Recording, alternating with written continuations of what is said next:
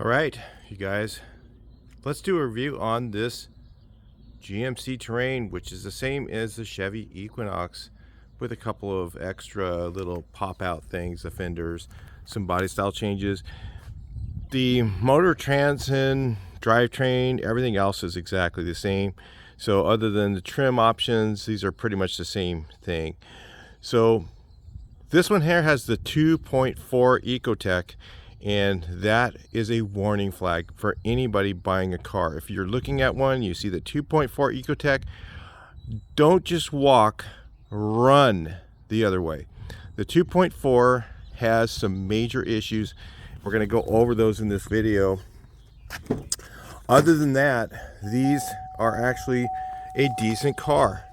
If it wasn't for the engine issues, which is a pretty big deal, they're very well made. The transmission doesn't really have too many problems.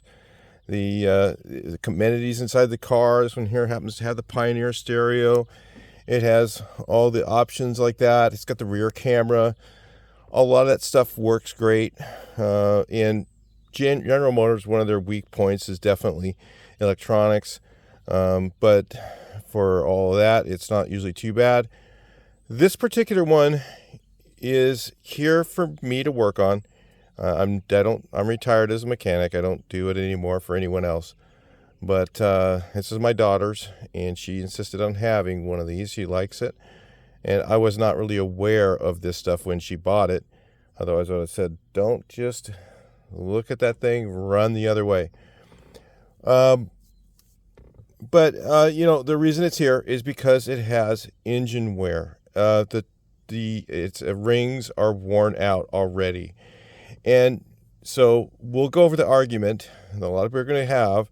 Well, did you change the oil enough and all this other stuff? So I will tell you about synthetic oil in this video as well. I run synthetic oil in all my vehicles, and it is absolutely required on the 2.4 Ecotech. If you have one and it's been running regular oil, you're probably gonna be buying rings, okay, within a very short period of time. These things have an issue with piston ring wear, and what happens is the piston rings wear out, and then what happens is when the piston rings wear out, the oil level gets low, and the timing chain gets starved, and the tensioners go bad, and then you'll see TSBs on the what are they called, the valve train, variable valve train stuff. Those things start to have issues because the oil level is too low. A lot of people say on synthetic oil you need to change the oil just like you do regular oil. I'm going to tell you, if you're doing that, you are wasting your money. If you're buying good quality oil, okay, you're getting good synthetic oil, not the generic stuff that you get at the oil change place. That stuff a lot of times is completely garbage. I would never get generic oil. Although I do hear that Costco's oil, whatever it is, Kirkland brand, is actually really good. Some of the guys test that stuff and they said that one's good. I'm not going to use it still. I'm going to go with name brand.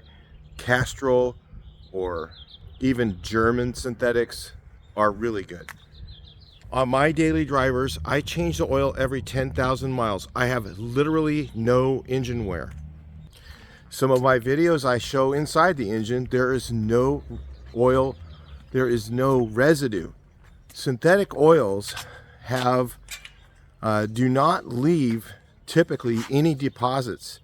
They don't leave, they stay clean. Even though the oil itself is dirty, it does not leave a whole bunch of sludge inside your engine typically, unless you're doing something really stupid like going every 20,000 miles or something like that. If you stick with, I think it's a 7,500 mile oil changes on these, whatever the oil testing thing goes with, it should be fine. The problem with this engine is not a maintenance issue. They've recalled this, several of these. It is the engine. The design of this engine I don't know if it's something to do with the direct injection system, overfueling. A couple of things that I know that go wrong on this are there's an exhaust manifold that cracks on this, okay? An exhaust manifold that cracks a lot on these. And what could happen from that, if your exhaust manifold's cracked, I would get that fixed right away, because what it does is it can fool the oxygen sensor and then think there's more oxygen in there, and then it'll overfuel. And when it overfuels, it'll wash the cylinders and wear out the rings. I don't know what the issue is. It could be that. But I know that Ecotechs are wiping out rings like crazy. This one has 140,000 miles on it. There should be no need to change the rings on this car. Even if you only change the oil twice. I mean, if you did something really stupid like that. Because it's synthetic oil, it does not normally leave deposits in the engine, okay? Unless, like I said, unless you did something like that, okay? You start just not maintaining it at all, then of course you're gonna have issues. But this car, look at it. Does this look like a mal-maintained car? Look at it. You don't see any dents, you don't see any scratches. Somebody obviously took care of this. They put it in the garage. And from the looks of the engine, it looked like they well maintained it. That's why we elected to buy it, because it was well maintained. Okay, inside the engine compartment, it's filthy right now because my daughter just doesn't care. She knows I'm going to take it out and rebuild it. All right. But if you saw this when we got it, it was very well, looked like it was very well maintained. All right. So my guess is they change the oil often. Now, did they use synthetic oil? I don't know. But I do know this, that there are several of these out there.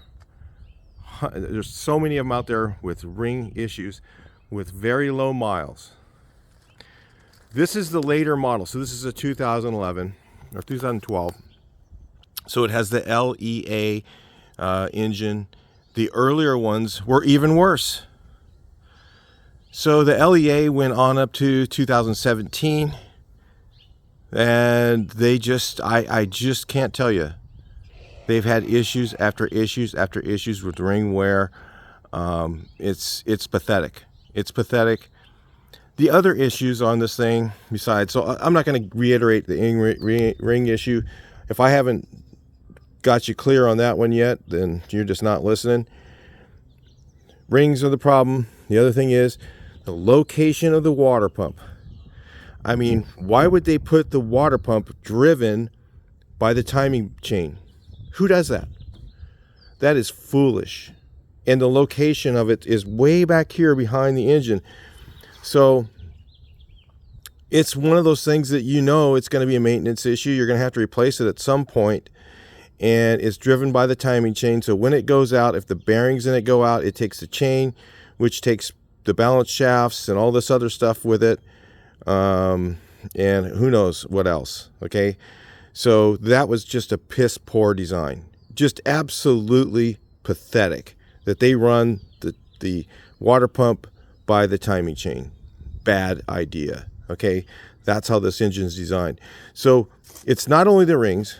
They have the water pump that's driven by the timing chain. It's difficult to replace. So it's not going to get maintained. Of course, when I take this out and run through it and put new rings, I'm not going to just put new rings. I put new pistons and rings in it. I do the timing chain as well. I'm going to do the timing chain and tensioners, pistons and rings. I don't even know if I'm going to do the valves. I may or may not. I haven't decided yet. They're not bent. It's not a valve issue. It's definitely rings. When you run the engine, there's a blow-by coming through the oil cap. There you go. Rings are worn. The thing is, when typically with most cars, if you have that issue, You can use an additive. They used to have an old one called CD2 that worked really good. It's a detergent additive to put in your oil. We've tried several detergent additives and they did not get better. And then I looked on forums, and it's definitely ring wear causes it. You know, that's just, to me, unacceptable. Car manufacturer, and they recalled, you know, additional miles on them, but all they do when they do the recall is just yank out the same old pistons, put new rings on them, put them back in. So yeah, you got to get, I think there's a redesigned piston. I don't know. I've been trying to find that. So we'll see if it can be fixed permanently with some new pistons and rings.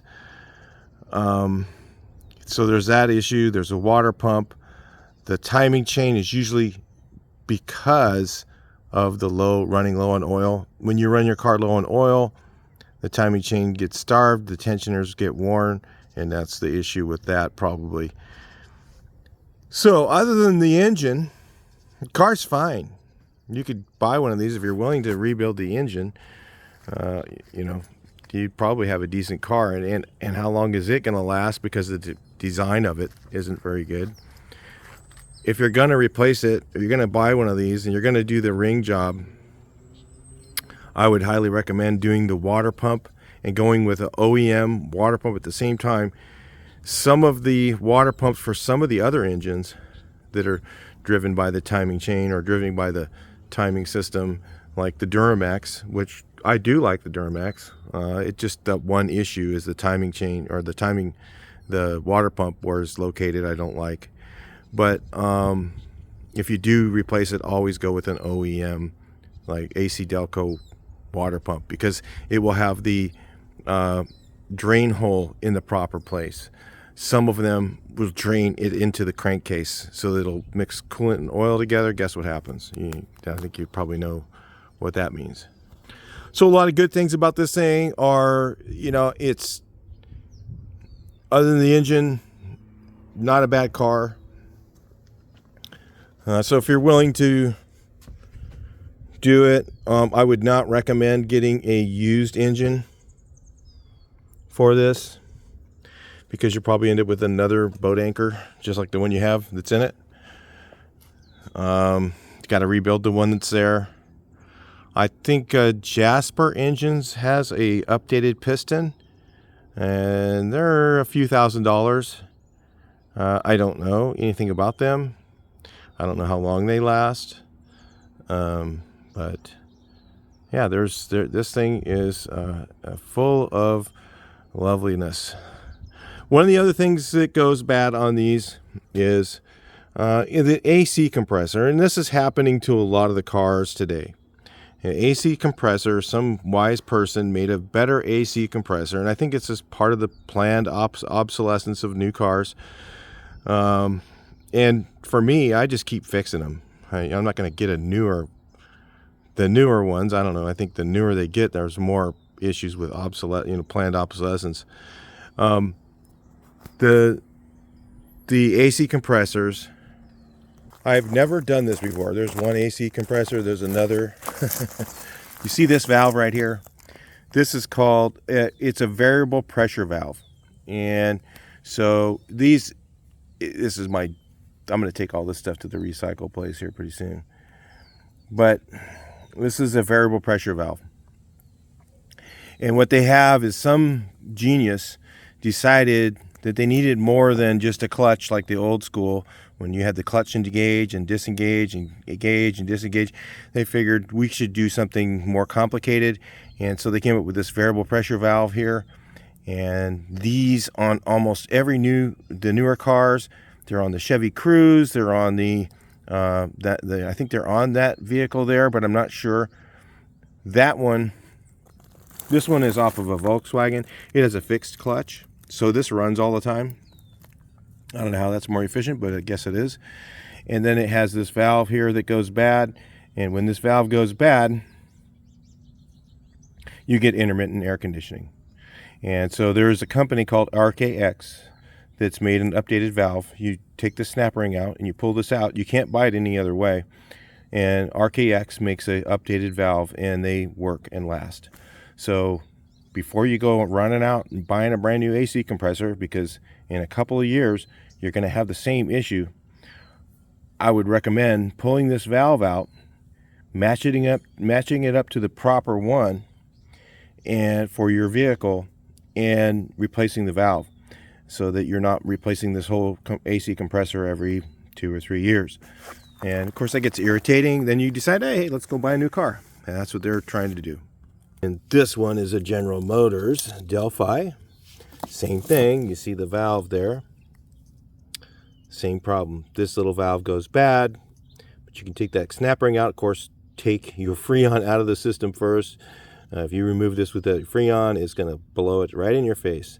So you got to have your Freon evacuated, and then you take this valve out and match it up to RKX's website and get the proper replacement for the compressor. There's different ones for every different compressor, and they make them updated so that they don't go out. So there is an AC problem on a lot of them. I think that this one came off of a cruise. That one is from, I don't know if I have one. I probably had one here from one of those, but I can't recall if it has this valve or not. Just look on your compressor and see if it has that. If it has that and your AC stops working, that's usually what it is. I'm sorry for the bad news if you own one of these and it's a 2.4 Ecotech. If it's a V6, I really don't know that much about those. I just know about the 2.4, been reading a lot about it, and it is a nightmare of garbage. So, yeah. And there's people out there that are pro Ecotech. They use them in off-road buggies and all this other stuff. Maybe if it's out of the car and it's easy to work on, then, you know, maybe it's kind of fun. You can get, there's horsepower mods you can do to them and all this stuff. Cheaper, I guess, but it doesn't mean the engine's any good. To me, if it wipes out rings, it's a POS, completely junk. It shouldn't wipe out rings within 200,000 miles. No way, no engine should. So anyway, that's it for the Terrain Equinox. And you know, I just have to be honest, it's definitely not good. All right, I'll talk to you in the next video. Please like, share, and subscribe.